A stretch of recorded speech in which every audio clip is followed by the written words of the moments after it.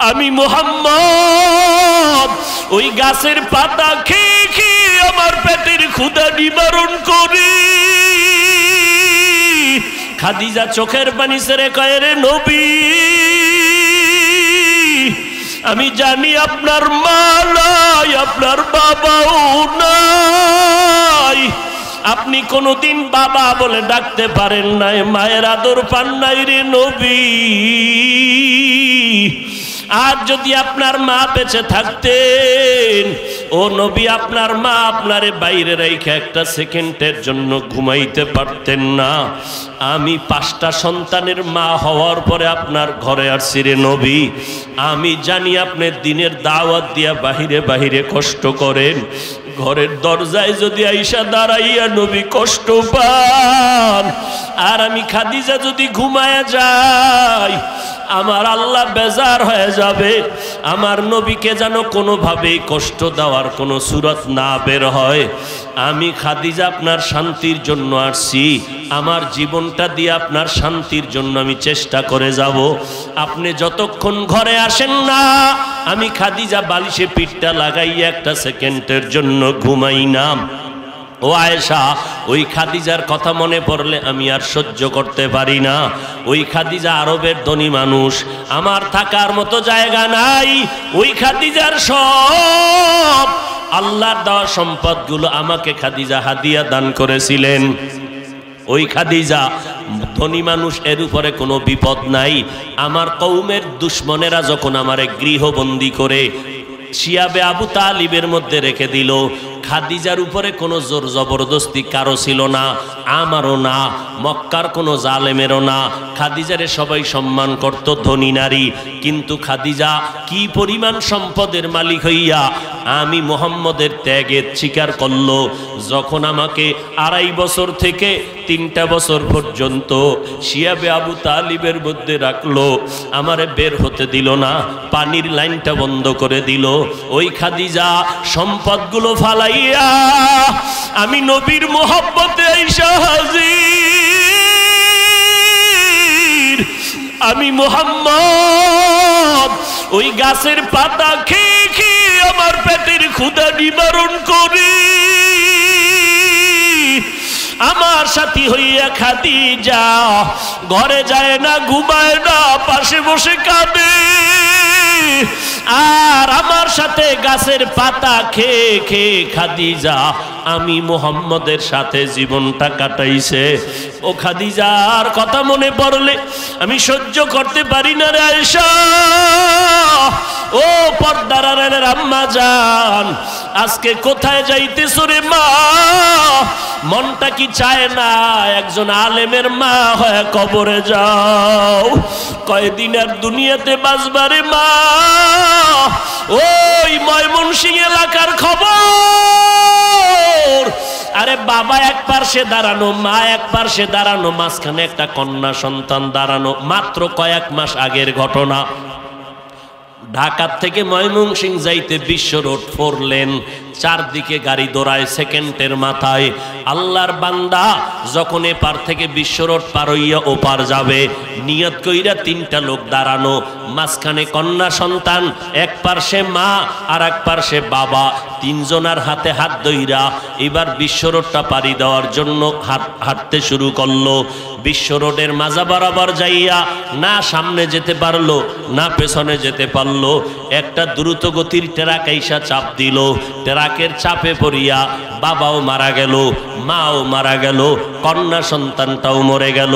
আল্লাহর কুদরত, ওই মহিলার গর্ভে ছিল একটা বাচ্চা। ট্রাকের চাপে বাচ্চাটা বের হয়ে গেল। বাচ্চাটা বের হইয়া আজও পর্যন্ত এখনো জিন্দা আছে। ওই বাচ্চাটাকে নেওয়ার জন্য কত মানুষ টাকা নিয়ে দৌড়াইলো, বাচ্চাটারে আমাকে দিয়া দাও, এত সুন্দর কুদরতের বাচ্চাটা আমি ছাড়তে চাই না। এরে নবীর উম্মতের দল, যেই ট্রাকের চাপায় পড়ে মা মারা গেল, বাবাই মারা গেল, কন্যা মারা গেল, কিন্তু গর্ভের বাচ্চাটা মরে নাই। ওই ট্রাকের হালকা একটু ব্যথা পাইছে হাতের মধ্যে। এরে নবীর উম্মতের দল, এই বাচ্চা তো আস্তে আস্তে একদিন বড় হবে। যখন বড় হবে বুঝের হবে, দেখবে ওর মতো বাচ্চারা আম্মু আম্মু বলে ডাকতেছে। বাবা বাবা বলে যখন ডাকবে তখন এই কন্যাটাও ডাকবে আমার মা কই। এই বাচ্চাটাও ডানে বামে তালাশ করবে আমার বাবাই কই।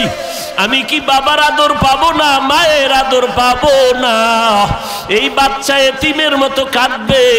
ও আল্লাহর বান্দারা, কয়দিন আর দুনিয়াতে বাহাদুরি করবা? আল্লাহর কাছে তওবা করে নাও রে বাবা। আল্লাহর মোহাব্বত নিয়ে নেক আমল শুরু করে দাও।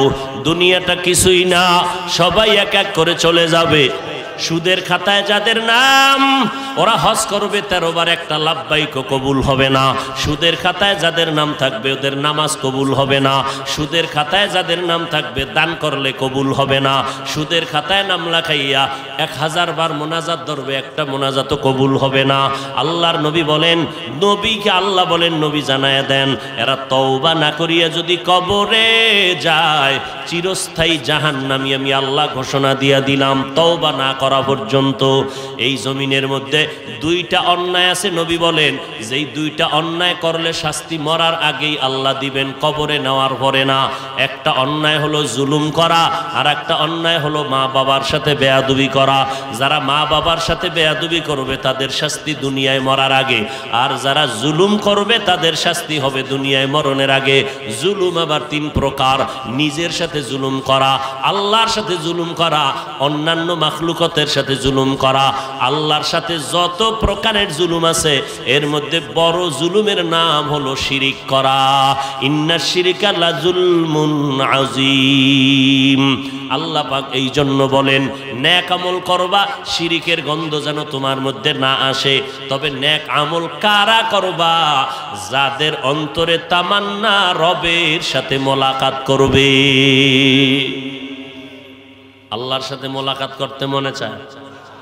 আরে মনে চাইব আল্লাহরে চিনলে না, মনে চাইব আল্লাহরে তো চিনেনই না। যে যাকে চিনে না সে তাকে মানে, যে যাকে চিনে সে তাকে মানার মতো মানে। বলে কেমন? বলে জীবন দিতে তৈয়ার। দুনিয়ার মধ্যে মানুষ মানুষের জন্য জীবন দেয়। একটা সন্তান যুবক একটা যুবতীর জন্য পাগল পারা হয়ে গেল। আম্মাজান বয়ান করে মায়ের কথা শুনতেই চায় না, বাবায় বয়ান করে ভালো বাড়ির ভালো বড় লোকের মাইয়া বিয়ে করায় দিব, তারপরও এইভাবে লাইনটা ইজ্জত নষ্ট করিস না। সন্তান বলে মা তোমারে বাদ দিতে রাজি, বাবা তোমারও বাদ দিতে রাজি, আমি ওই মেয়েটাকে না নিয়ে যাব না, ওরে নিয়ে আমার প্রয়োজনে ফাঁসির মঞ্চে যাব, না হয় কবরে যাব। একটা মেয়ের পেছনে গিয়া একটা যুবক যদি মা ভুলতে পারে, বাপ ছাড়তে পারে, বাড়িঘর ছাড়তে পারে, এরে নবীর উম্মতের দল, এই জমিনের মধ্যে আমার মালিক আমার আল্লাহ, আমার আপন আমার আসল আমার নবী, যেই নবীর সুন্নতের পোশাকটা লাগানোর কারণে আমি বান্দাকে আল্লাহ জিরো থেকে হিরো বানায় দিলেন। আমার সম্মানের পেছনে একমাত্র আমার আল্লাহর মোহাব্বত, মদিনাওয়ালা নবীর তরিকা, নবীর তরিকা, যেই নবীর তরিকার কারণে সুন্নতের কারণে আমার এত সম্মান, এত মর্যাদা, এত প্রতিপত্তি, এত কিছু। ওই নবীর মোহাব্বতটা যখন সিনার মধ্যে ঢুকাইছি, একটা যুবক যুবতীর জন্য পাগল হইয়া যদি জীবন দিতে চায়, আল্লাহ পাকের যারা আশেক, যেই বান্দা আল্লাহর পরিচয়টা ভালো করে পেয়েছে, ওই বান্দা হাঁটতে চলতে উঠতে বসতে শুধু আল্লাহর মোহাব্বত। বান্দা কেন আল্লাহর জন্য জীবন দিতে প্রস্তুত হবে না? নবীর জন্য জীবন দিতে কেন রাজি হবে না? এই অবস্থাটা বুঝার জন্য বান্দা যে এই তরিকার মধ্যে নাই, তাকে বুঝানো বড় কঠিন। এই জন্য আল্লাহ বলেন আমি সবাইকে কিন্তু নেক আমলের অর্ডার দেই নাই, তারা শুধু নেক আমল করবা। ফামান কানা ইয়ারজু লিকা রাব্বিহি ফালইআমাল আমালান সালিহা। যাদের অন্তরে তামান্না আশা রবের সাথে মোলাকাত করবা, তাদেরকেই অর্ডার দিলাম তুমি নেক আমল করো। তবে আমলের মধ্যে খবরদার শিরিকের গন্ধ যেন না থাকে। শিরিক কাকে বলে? আল্লাহর মতো আল্লাহ মনে করা, আরো একজন আল্লাহ আছে মনে করার নাম শিরিক। আল্লাহর ক্ষমতার মতো কারো ক্ষমতা আছে মনে করার নাম শিরিক। আল্লাহর গুণের মতো আল্লাহর গুণের সাথে আরো কারো গুণের মালিকানা আছে মনে করার নাম শিরিক। যারা এগুলো মনে করবে তার নাম মুশরিক। মুশরিকদের পরিণাম ফল জান্নাত হারাম, জাহান্নাম ওয়াজিব। ومن يشرك بالله فقد حرم الله عليه الجنة إن الله لا يغفر أن يشرك به ويغفر ما دون ذلك لمن يشاء ومن يشرك بالله فقد ضل ضلالا بعيدا ومن يشرك بالله فقد افترى إثما عظيما ومن يشرك بالله فقد حرم الله عليه الجنة শিরিকের গুনাহ বড় মারাত্মক। আল্লাহ পাক বলেন আমি সব গুনাহ চাইলে ক্ষমা দিব, সহসায় শিরিকের গুনাহ ক্ষমা করব না। আল্লাহর গুণ, যেই আল্লাহ গুণের মালিক, আল্লাহর সাথে আর কারো অংশীদারিত্ব আছে? আল্লাহর মতো আরো একজন আল্লাহ, আল্লাহর ক্ষমতার মতো কারো ক্ষমতা, আল্লাহর গুণের মতো কারো গুণের মালিকানা, আল্লাহ গাইবের মালিক, এই ক্ষমতা আর কারো আসেনি যে অমুকেও গাইবের মালিক। মালিকানা আল্লাহ, মালিককে মালিক আমার আল্লাহ। আল্লাহর কিছু কিছু গুণ অন্য অন্য বান্দার মধ্যে থাকতে পারে কিন্তু মালিকানা নাই। যেমন আল্লাহর একটা গুণ হলো তিনি আলিম, তিনি এলেমওয়ালা। তিনি কি? এলেমওয়ালা। এই গুণের কিছু অংশ বান্দার মধ্যে আছে। আল্লাহর এলেমের দরবার থেকে আমাদেরও কিছু এলেম দান করেছেন, এই জন্য আমাদের বলা হয় আলেম। আল্লাহ হলেন আলিম, আমরাও আলেম। কিন্তু মালিক আমার আল্লাহ, কোনো বান্দা মালিক না। মালিক মনে করার নাম শিরিক। আর কিছু কিছু গুণ আছে, এই গুণের অংশ কারো মধ্যে নাই। যেমন আল্লাহ রাজ্জাক, এই গুণটা আছে আর কারো মধ্যে। এই গুণের মালিক হবে দূরের কথায়, গুণটাই নাই কারো মধ্যে। আল্লাহ একমাত্র রাজ্জাক। তিনি হলেন হায়াতের মালিক, তিনি মৌতের মালিক। আল্লাহর মতো আরো কারো আল্লাহ আছে, আরো আল্লাহর ক্ষমতার মতো কারো ক্ষমতা আছে, মনে করার নাম শিরিক। এই জন্য আল্লাহ কয় নেক আমল করবি, তবে আমলটা আল্লাহর কাছে গ্রান্টেড হওয়ার জন্য দুইটা দিকে নজর রাখা লাগবে। একটার নাম প্রতিরোধক, আর একটার নাম প্রতিষেধক। আল্লাহর কাছে আমলটা কবুলিয়তের জন্য এক নাম্বার প্রতিরোধক হলো শিরিক। শিরিক থাকলে আমল যদি কবুল হইয়াও থাকে তাও বরবাদ। কেমন বরবাদ? আল্লাহ বলেন ফালা নুকিমু লাহুম ইয়াউমাল কিয়ামাতি ওয়াজনা, কিয়ামতের দিন শিরিক যুক্ত আমল আমি ওজনই করব না। আর একটা হলো প্রতিষেধক। আমলটা 100% কবুল হওয়ার জন্য যেই প্রতিষেধকটা লাগবে এর নাম হলো ইখলাস। আখলিস দীনাকা ইয়াকফিকাল আমালুল কলিল। ইখলাস ছাড়া কোনো আমল কবুল হবে? ইখলাস কারে কয়? একমাত্র যা করব, যা বলবো খালেসান লিওয়াজহিল্লাহি তাআলা, কার জন্য? ইন্না সালাতি ওয়া নুসুকি ওয়া মাহইয়ায়া ওয়া মামাতি লিল্লাহ ওয়া মামাতি লিল্লাহি রাব্বিল আলামিন। ইব্রাহিম নবী দোয়া করলেন, আল্লাহ আমার নামাজ, আমার কোরবানি, আমার মরে যাওয়া, আমার বেঁচে থাকা সব কার জন্য? জোরে বলেন। আমার বয়ান করা আল্লাহর সন্তুষ্টির জন্য, আমি বয়ান শুনি আল্লাহর সন্তুষ্টির জন্য, আমি আল্লাহ পাকের মোহাব্বত নিয়েই ব্যবসা করি, আল্লাহর জন্যই আমি চাকরি করি, এইভাবে আমি খানা খাই তাও আমার আল্লাহকে রাজি করার জন্য। দুনিয়ার লোকেরা খানা খায় পেট ভরার জন্য, আল্লাহর প্রিয় বান্দারা খানা খায় ইবাদতে শক্তি অর্জন করার জন্য। দুনিয়ার লোকেরা ঘুমায় শরীরটাকে তাজা রাখার জন্য, আল্লাহর আশেক বান্দা বান্দিরা ঘুমায় আল্লাহর মোহাব্বতের ইবাদতে যেন কোনো গাফলতি না আসে এই জন্য। এই কারণে আল্লাহওয়ালারা সামান্য সময় ঘুমায়, আবার গভীর রাত উইঠা আমার আল্লাহর ডাকে হাজিরা দেয়। অতিও গভীর হয় রজনী যখন, নীরবে প্রভুর নাম জপিও তখন। প্রভুর করুণা যদি পাইবারে চাও, গভীর রাতে উঠে প্রভুর গুণগান গাও। আল্লাহ তাআলা বলেন আমি আমলের অর্ডার তাদেরকে দিছি যারা আমার সাথে মোলাকাত করতে চায়।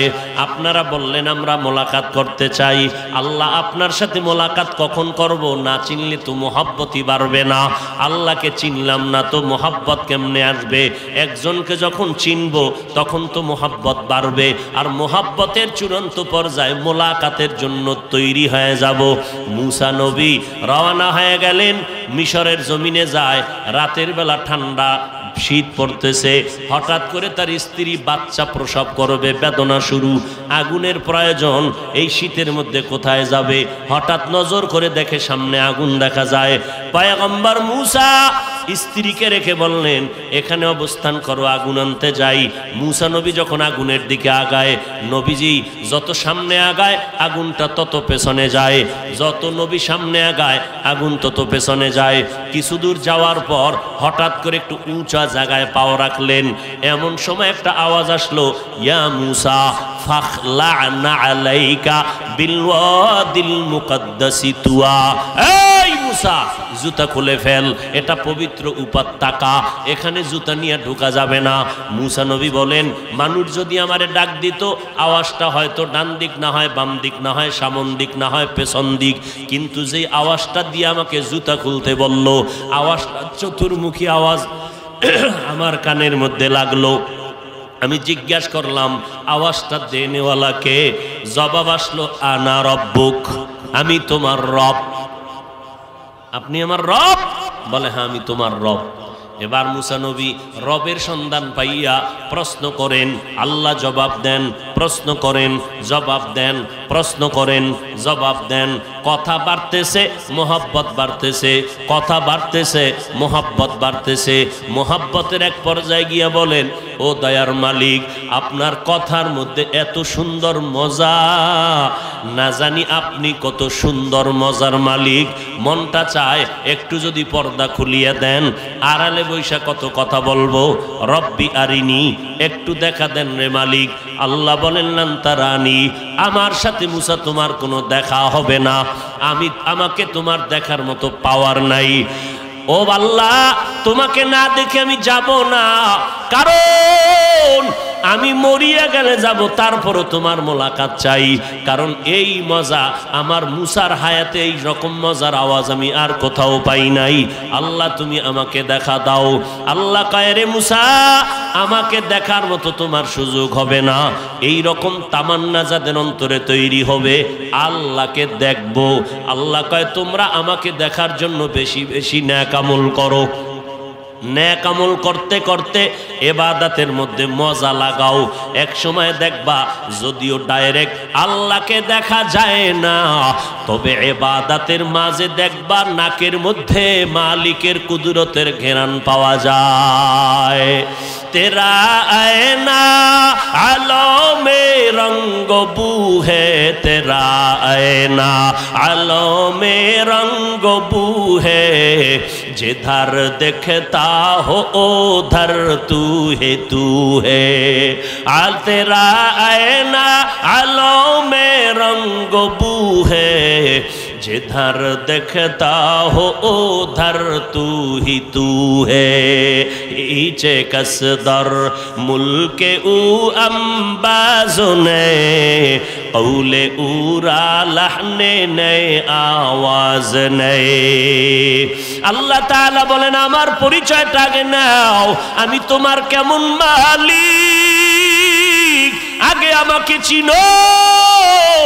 যদি আমাকে চিনতে পারো তখন তোমার অন্তরে তামান্না জাগবে মালিকের দেখার। আমাকে যদি চিনতে চাও আমেরিকা যাওয়া লাগবে না, লন্ডন লেবানন যাওয়া লাগবে না, রাশিয়ায় যাওয়ার কোনো দরকার নাই। আল্লাহ পরামর্শ দিলেন, ও নবী জানায় দেন আমার ঠিকানা যদি কেউ পেতে চায়, আমাকে যদি কেউ দেখতে চায়, আমার পরিচয়টা যদি কেউ নিতে চায়, বান্দা কোথাও যাওয়ার দরকার নাই। ওয়াফি আনফুসিকুম আফালা তুবসিরুন, বান্দা নিজের মধ্যে নজর করলে দেখবে আমি মাওলার কুদরতের ঘেরান আসে। ও বান্দা তুমি নিজের দিকে তাকাইয়া দেখো, আল্লাহকে চিনো না, আমার মতো এত সুন্দর মানুষটা কে বানাইলেন? এমন সুন্দর বানানে ওয়ালা তো একজন আছে, আমার সুন্দর কণ্ঠকে দান করেছেন। আমার ভেতর থেকে দৈনিক জহুরের নামাজের পরে, মাগরিবের পরে, আসরের পরে, এশার পরে 1 ঘন্টা, 1.5 ঘন্টা, 2 ঘন্টা, 12টা মাস এই জিব্বা নামের মেশিনটা নাড়াইয়া কত হাজার কোটি কথাগুলো জিব্বায় সাপ্লাই দিল। এই কথাগুলো তো সাজানো নাই, ডায়েরিতে লেখিয়াও আসি নাই। আবার অনেকে সামনে ডায়েরি নিয়া দেখা কত হুজুর বয়ান করে, আয়াত পরে তরজমা কয়। আবার কেউ ল্যাপটপ নিয়েও মুখস্থ দেখা বয়ান করে। আমরা এখানে বয়ান করি, কোন কথার পরে কোন কথা বলবো তাও লিস্টি করি নাই। প্রধানমন্ত্রী জাতির উদ্দেশ্যে ভাষণ দিবেন, কতজন কমিটি টিম গঠন করে লেখার পরে প্রধানমন্ত্রীকে দেখায়। প্রধানমন্ত্রী রাষ্ট্রপতি ভাষণ দেওয়ার আগে ওই লেখাটা বারবার দেখে, কারণ আমি প্রধানমন্ত্রী রাষ্ট্রপতি। আমার ভাষণের মধ্যে 5 মিনিটের মধ্যে যদি কথায় ভুল হয়, জনগণ আমারে সমালোচনা করবে, খারাপ বলবে। একটা প্রধানমন্ত্রী, একজন রাষ্ট্রপতি 5 মিনিটের বক্তব্য যদি বারবার লেখা দেয়, আর আমি বান্দা বয়ান করতেছি 12টা মাস, ফজরের পরে বয়ান, টাইম মতো ঘুম নাই, টাইম মতো খানা নাই, মাথা কি পরিমাণ গরম, এরপরও বয়ান চলতেছে। একটা বয়ান পুরা বছরের মধ্যে হাজার কথা, কত কোটি কথা বললাম। একটা কথা যদি উল্টা হয়ে যায়, জনগণ আমার বিরুদ্ধে যাবে, জুতা মারার জন্য রেডি হবে, সম্মান ধুলায় মিশাইয়া দিবে। এরপরেও আলহামদুলিল্লাহ, একের পর এক কথা এইভাবে বলানোর মতো ক্ষমতা এর পিছনে যিনি আছেন, সাজাইয়া যিনি দিতেছেন, এর পেছনে একজন দেনেওয়ালা আছেন। এই ভিতরে যে মেশিনটা কথা তৈরি করে, এই মেশিনটায় তৈল, পেট্রোল, অকটেন কেউ না কেউ দিতেছেন। এই যে মাইকে কথা বলি, ব্যাটারির চার্জ যায়, বিদ্যুতের বাতি জ্বলে, বিল দিতে হয়।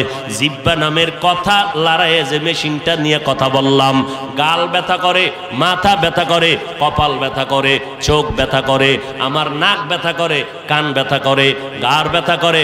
জিব্বা নামের মেশিন কখনো ব্যথা করে না।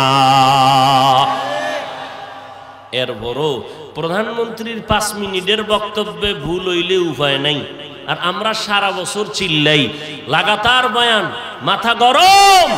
এরপর পুরা বছরের মধ্যে 2-1টা কথা যদি অজান্তে ভুল হয়, কিছু মানুষরূপী জানোয়ারেরা এই 2-1টা কথা নিয়ে এটারে নিয়ে ট্রল করে, মওদুদির দালাল। এই সমস্ত ট্রল করিয়া আলেমকে সম্মানের চূড়ান্ত পর্যায় থেকে নিচে নামাইয়া এরপরে আলেমের বিরুদ্ধে সারাটা দিন রাত্র ফেসবুক গরম করে। আছে না নাই? কেন 99টা কথা ভালো, একটা কথা অজান্তে যদি ভুল হয়, এই তিলের তাল বানাও কেন? এটা আমাকে মুরব্বীর সবক, মুরব্বীদের সবক। আমাদের মুরব্বী যেমন গাছ, যেমন ফল তেমন, কথা ঠিক না?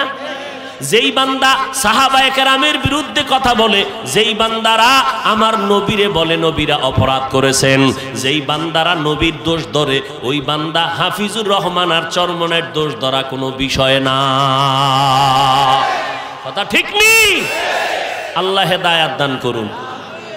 মুসা নবী একদিন আল্লাহ রেখে, আল্লাহ এই ফেরাউন্নারে কি তোমার মারতে কষ্ট লাগে? কেন? এই যে আমারে এত জ্বালান জ্বালাইতেছে, এক দৌড়া নিতে গেছি ওই মাদায়নে 10 বছরে আর আইতে পারি না ফেরাউন্নার ভয়ে, এত জ্বালায়। তুমি তামসা দেখো, তুমি পারো না মেরে ফেলতে? কয় পারি। মারো না কেন? তামসা দেখো। মুসা নবী তো একটু গরম মেজাজওয়ালা নবী। ও আল্লাহ, তুমি পারো না ফেরাউনের মাইরা ফালাইতে? এবার আল্লাহ কয়, মুসা শোন, ফেরাউন রে বানাইছে কে? কয় আপনি। ফেরাউনের খানা দানা পানি বাতাস কে দেয়? কয় আপনি।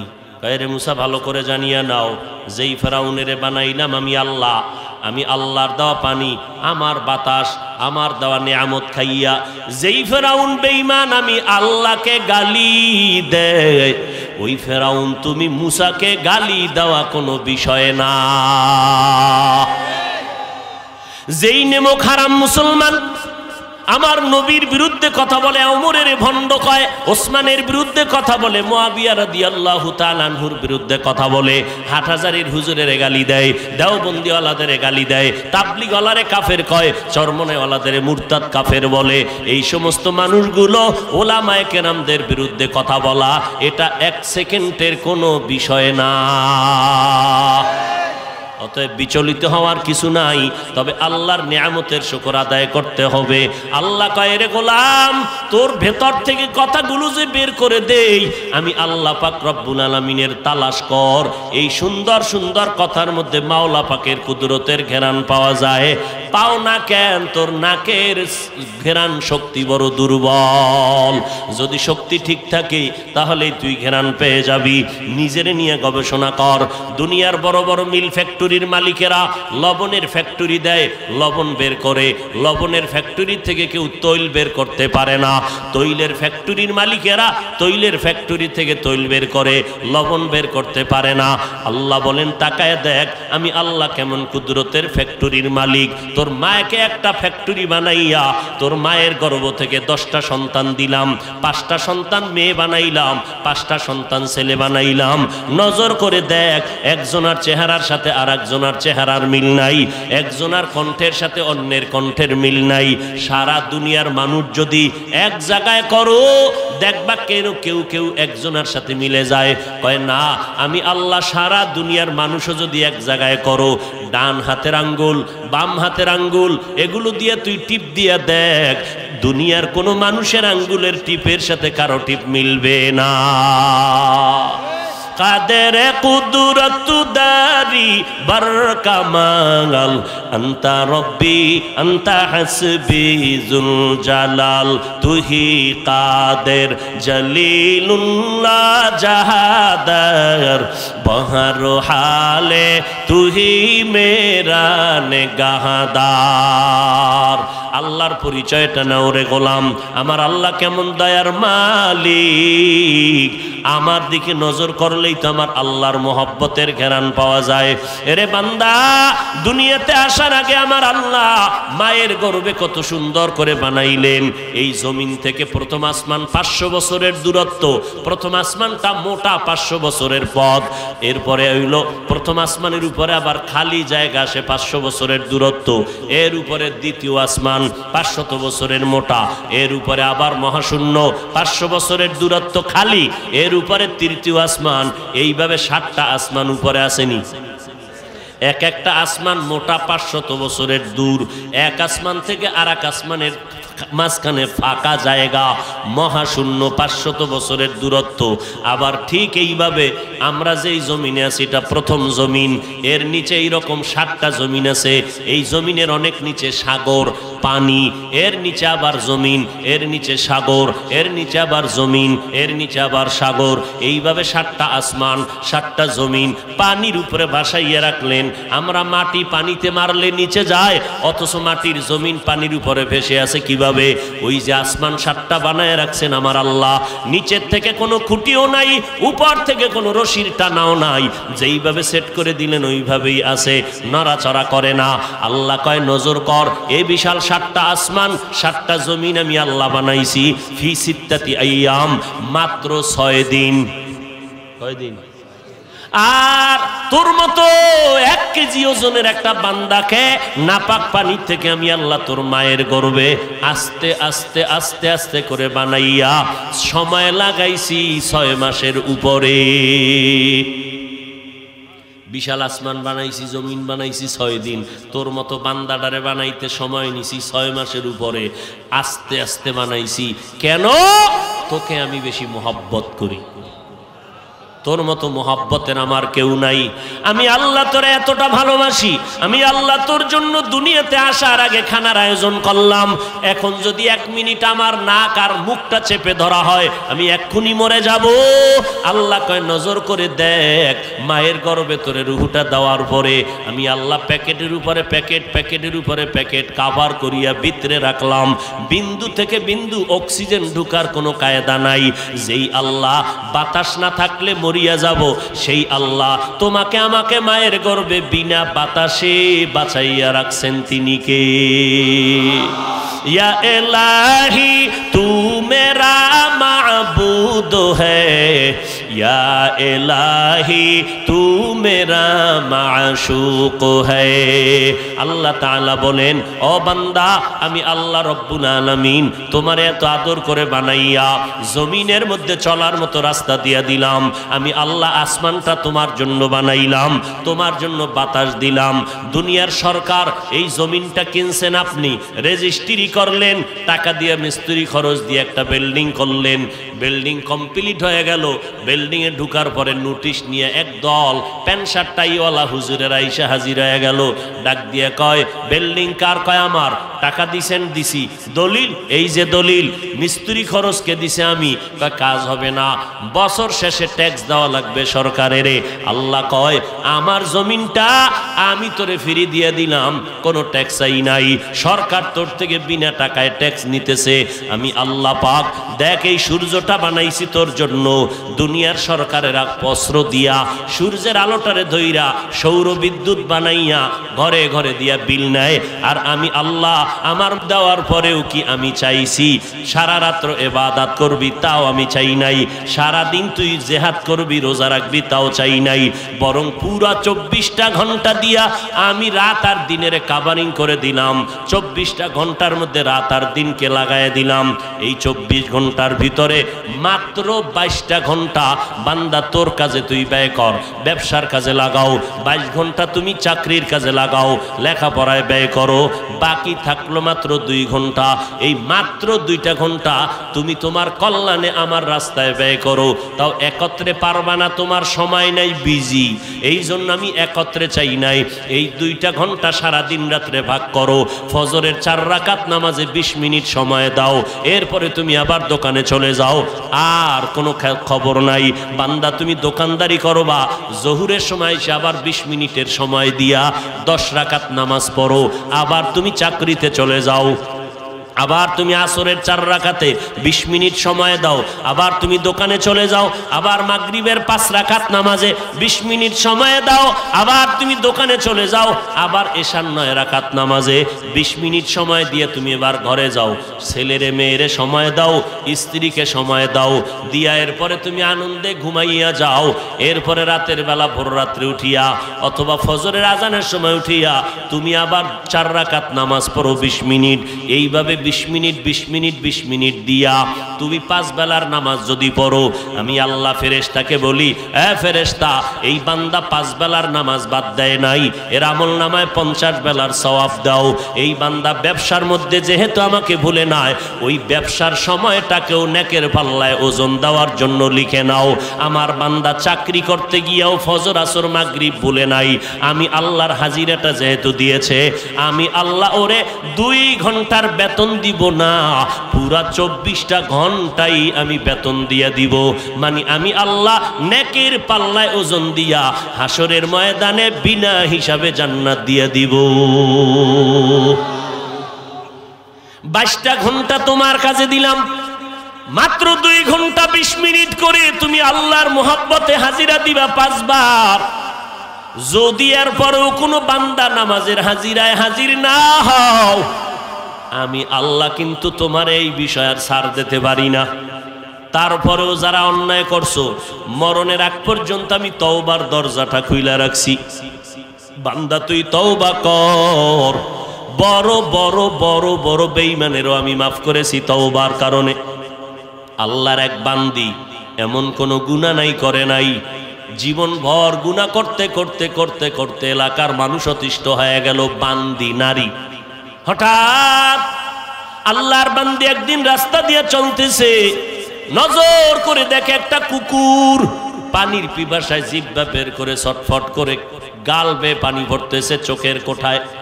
ওই জাহান্নামী নারীটা কুকুরের কান্না দেখা দৌড়াইয়া গেল একটু পানি পান করানোর জন্য চেষ্টা করে। ঘুরিয়া ঘুরিয়া পানির কূপের কিনারায় যখন দাঁড়াইলো, দেখে পানি কূপের ভেতরে নিচে, হাত দিয়া ধরা যায় না। পানিটা উঠানোর জন্য লাগবে পাত্র, নাই কোনো পাত্র। ওই জাহান্নামী গুনাহগার বান্দি, তার পায়ের মধ্যে ছিল চামড়ার মোজা।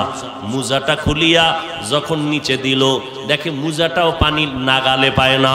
আল্লাহর বান্দি জাহান্নামী নারীটার মাথায় ছিল একটা ওড়না লাগানো, ওড়নাটার একটা মাথা মুজার মাথায় গিরা লাগাইয়া এরপরে কূপের মধ্যে ফালাইয়া চামড়ার মুজায় পানি উঠাইয়া ওই কুকুরটাকে পান করাইয়া দিল। মদিনার নবী সাহাবায়ে কেরামদেরকে এই ঘটনা শুনাইয়া বলে, ও সাহাবায়ে কেরাম, ওই জাহান্নামী নারীটা সারা জীবনভর গুনাহ করে করে করে করে শুধু কুকুরটাকে পানি পান করানো মাত্র আল্লাহর পক্ষ থেকে গাইবী আওয়াজ এসে গেছে, রে বান্দি, তোর এইটু খেদমতের বিনিময় আমি আল্লাহ তোর জীবনের সব গুনাহগুলো মাফ করে দিলাম। ছোট ছোট কোন আমলকে ছোট মনে করে ছেড়ে দিবা না, কারণ ছোট আমলে যদি আল্লাহ মাফ করিয়া দেয় তাহলে হাজারো বড় আমল থেকে ছোট আমলটাই অনেক বড়।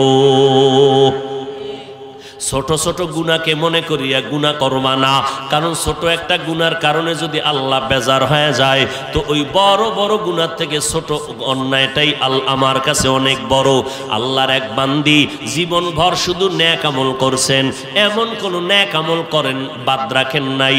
আমল করতে করতে করতে করতে জীবনের শেষ বয়সে এসে একটা সামান্য অন্যায় করলো। বলে কি, আল্লাহর একটা ভিন্ন মাখলুক বিড়াল, বিড়ালটাকে ঘরের মধ্যে বেঁধে রাখছে, নিজেও খানা দেয় নাই, অন্য জায়গায় গিয়া খানা খাবে সেই সুযোগ দেয় নাই। বিড়ালটা ওই বান্দা রশির মধ্যে থাকিয়া ক্ষুধার তৃষ্ণায় ধুকে ধুকে বিড়ালটা মারা গেল।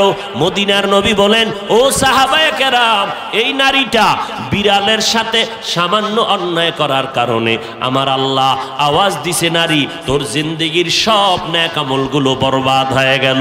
এরে নবীর উম্মতের দল, এই যে একটু আগে বলছিলাম জুলুম করলে শাস্তি হবে দুনিয়ায়, এই বিড়ালের সাথে জুলুম করেছে, এই কারণে আল্লাহ তার জিন্দেগির সব আমল বরবাদ করে দিয়েছে।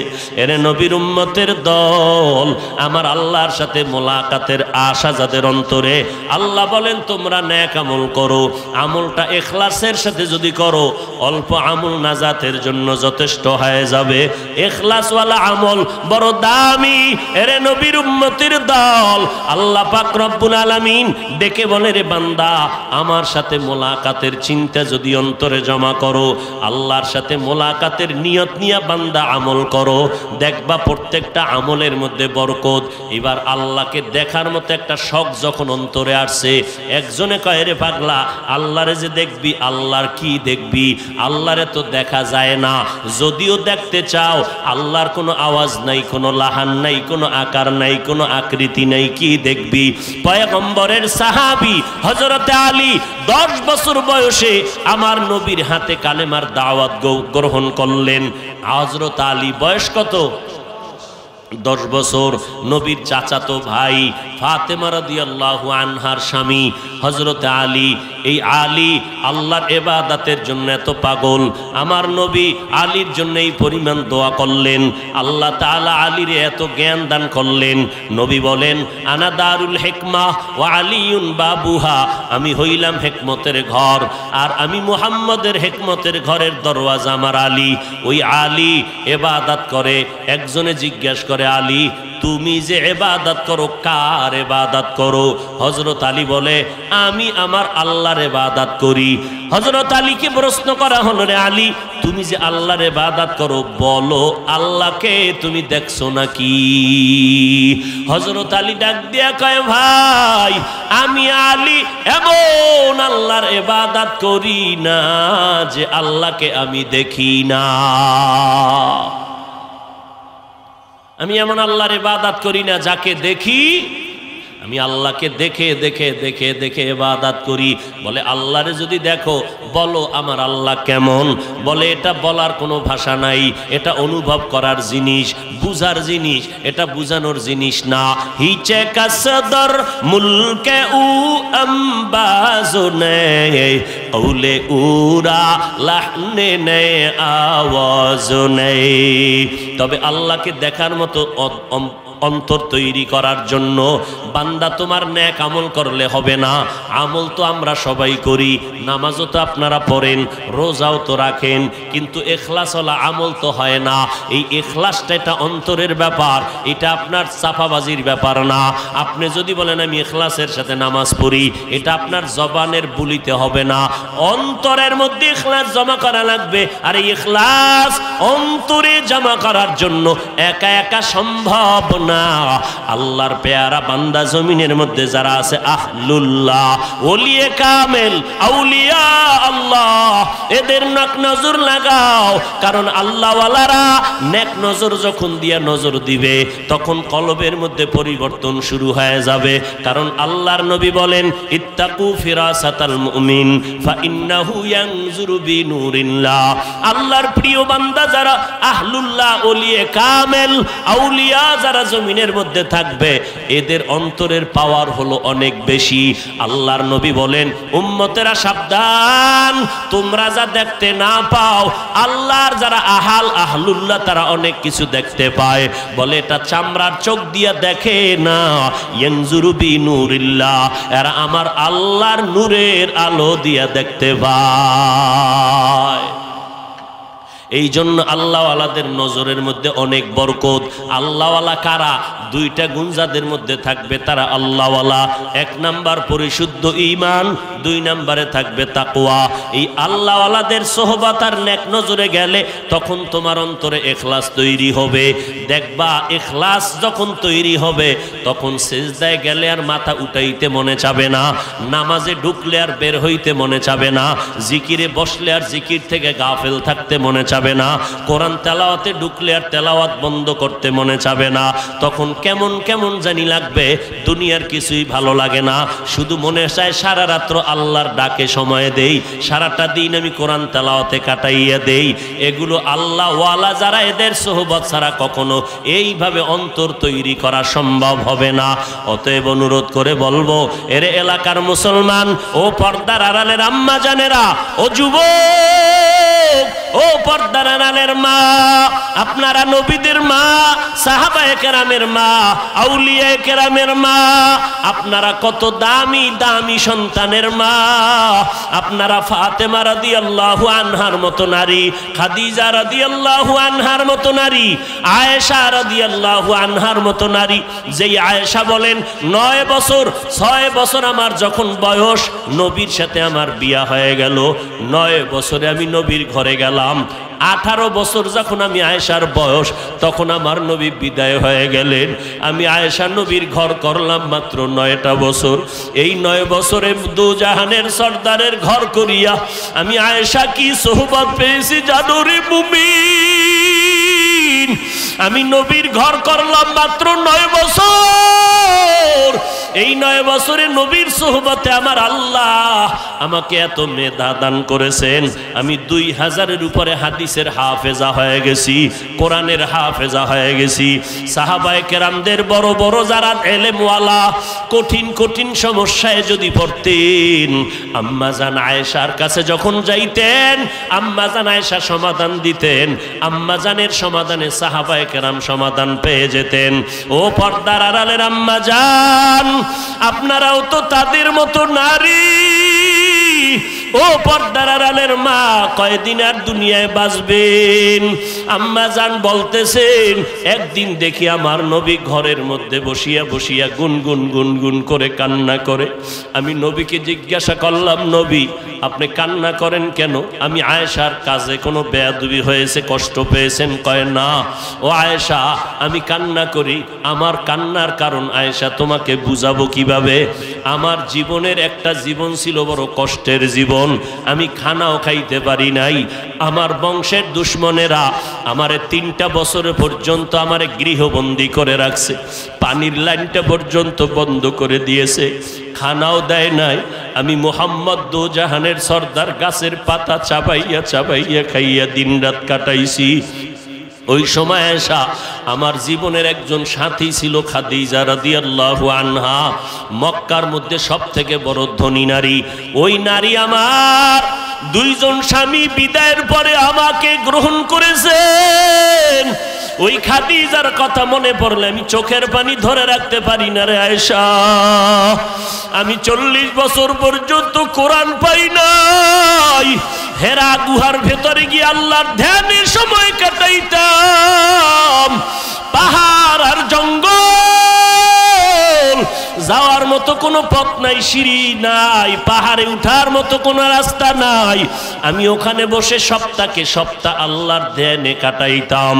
ওই সময় আমার খাদিজা মহিলা মানুষ ওই পাথরওয়ালা জমিন পাড়াইয়া উঁচু ওই হেরা পাহাড়ের চূড়ায় গিয়া ওই খাদিজাকে দেখতাম আমার সামনে নাস্তা নিয়ে হাজির হয়ে গেছে। আমি মোহাম্মদ 40-এর পরে যখন কোরআন পেয়ে গেলাম, আমি দাওয়াত দিতে মানুষের দ্বারে দ্বারে যাইতাম। রাতের গভীরে ঘরের মধ্যে এসে হালকা করে সালাম দিতাম, সাথে সাথে দেখতাম দরজাটা খুলিয়া গেছে। আমি দেখি খাদিজা আবার দরজার কিনারায় দাঁড়ানো। আমি জিজ্ঞাসা করতাম, খাদিজা আপনি কি ঘুমান না? খাদিজা চোখের পানি ছেড়ে কয়, রে নবী, আমি জানি আপনার মা নাই, আপনার বাবাও নাই, আপনি কোনোদিন বাবা বলে ডাকতে পারেন নাই, মায়ের আদর পান নাই রে নবী। আর যদি আপনার মা বেঁচে থাকতেন, ও নবী, আপনার মা আপনারে বাইরে রেখে একটা সেকেন্ডের জন্য ঘুমাইতে পারতেন না। আমি 5টা সন্তানের মা হওয়ার পরে আপনার ঘরে আসছি রে নবী। আমি জানি আপনি দিনের দাওয়াত দিয়া বাহিরে বাহিরে কষ্ট করেন, ঘরের দরজায় যদি আইসা দাঁড়াইয়া নবী কষ্ট পান, আর আমি খাদিজা যদি ঘুমায়া যাই, আমার আল্লাহ বেজার হয়ে যাবে। আমার নবীকে যেন কোনোভাবেই কষ্ট দেওয়ার কোনো সুরত না বের হয়। আমি খাদিজা আপনার শান্তির জন্য আসছি, আমার জীবনটা দিয়ে আপনার শান্তির জন্য আমি চেষ্টা করে যাব। আপনি যতক্ষণ ঘরে আসেন না, আমি খাদিজা বালিশে পিঠটা লাগাইয়া একটা সেকেন্ডের জন্য ঘুমাই না। ও আয়েশা, ওই খাদিজার কথা মনে পড়লে আমি আর সহ্য করতে পারি না। ওই খাদিজা আরবের ধনী মানুষ, আমার থাকার মতো জায়গা নাই। ওই খাদিজার সব আল্লাহর দেওয়া সম্পদগুলো আমাকে খাদিজা হাদিয়া দান করেছিলেন। ওই খাদিজা ধনী মানুষ, এর উপরে কোনো বিপদ নাই। আমার কওমের দুশ্মনেরা যখন আমারে গৃহবন্দী করে শিয়াবে আবু তালিবের মধ্যে রেখে দিল, খাদিজার উপরে কোনো জোর জবরদস্তি কারো ছিল না, আমারও না, মক্কার কোনো জালেমেরও না। খাদিজারে সবাই সম্মান করত, ধনী নারী। কিন্তু খাদিজা কি পরিমাণ সম্পদের মালিক হইয়া আমি মুহাম্মদের ত্যাগের স্বীকার করল।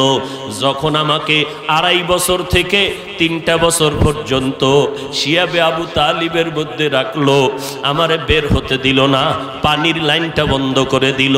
ওই খাদিজা সম্পদগুলো ফালাইয়া আমি নবীর মোহব্বতে আইসা হাজির। আমি মুহাম্মদ ওই গাছের পাতা খেয়ে খেয়ে আমার পেটের ক্ষুধা নিবারণ করি। আমার সাথী হইয়া খাদিজা ঘরে যায় না, ঘুমায় না, পাশে বসে কাঁদে। আর আমার সাথে গাছের পাতা খেয়ে খেয়ে খাদিজা আমি মুহাম্মদের সাথে জীবনটা কাটাইছে। ও খাদিজার কথা মনে পড়লে আমি সহ্য করতে পারি না রে আয়েশা। ও পর্দার আড়ালের আম্মা জান, আজকে কোথায় যাইতেছ রে মা?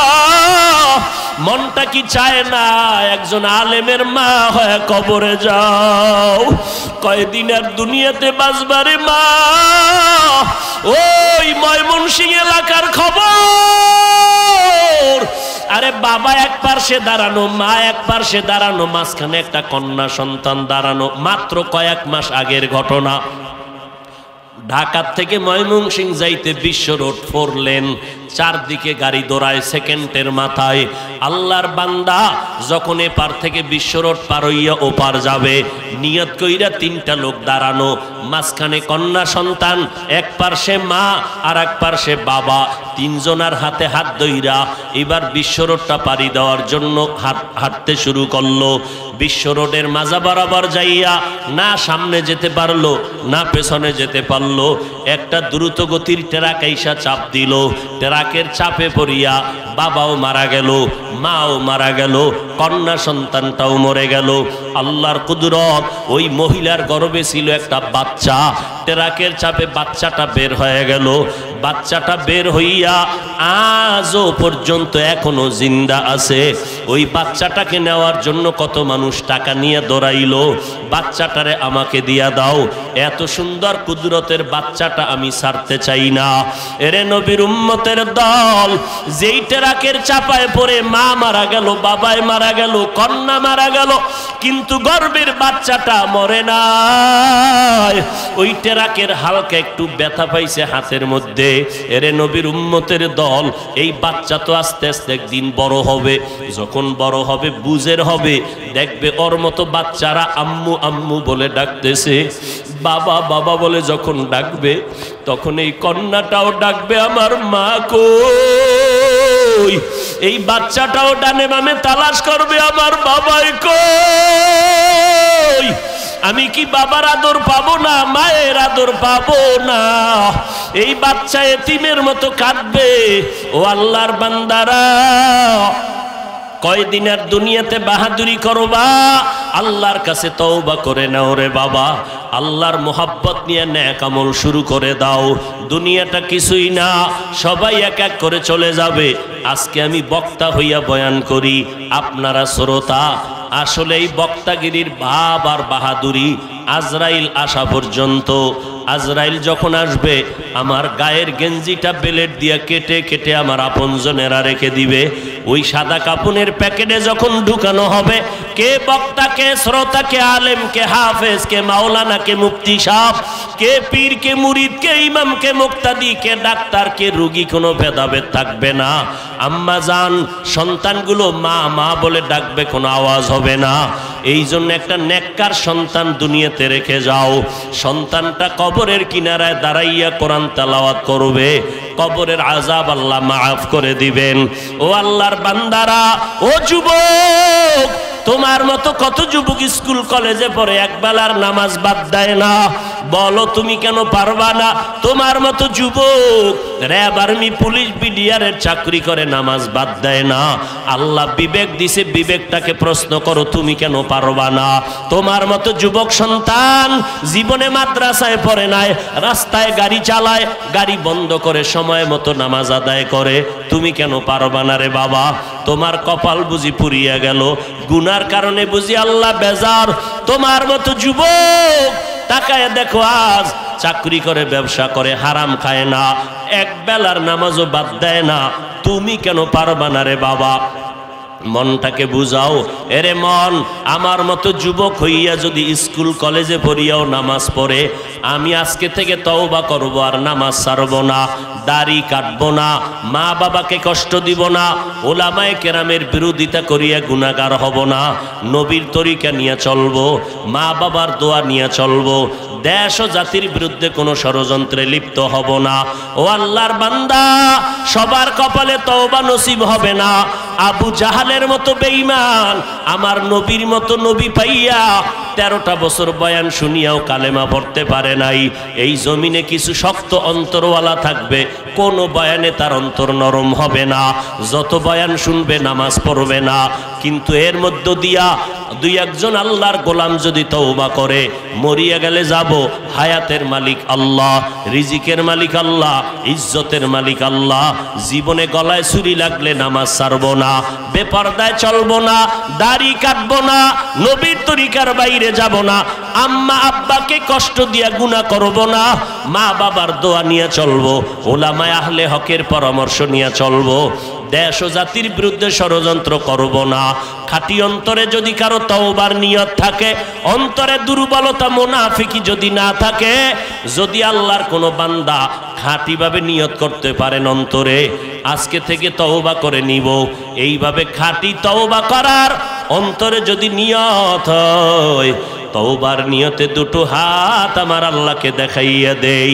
আয় আল্লাহ, হাতগুলো কবুল করে নেন, আয় আল্লাহ তওবা কবুল করে নেন, তওবার উপরে মজবুত হইয়া চলার মতো তৌফিক দান করেন, আমিন।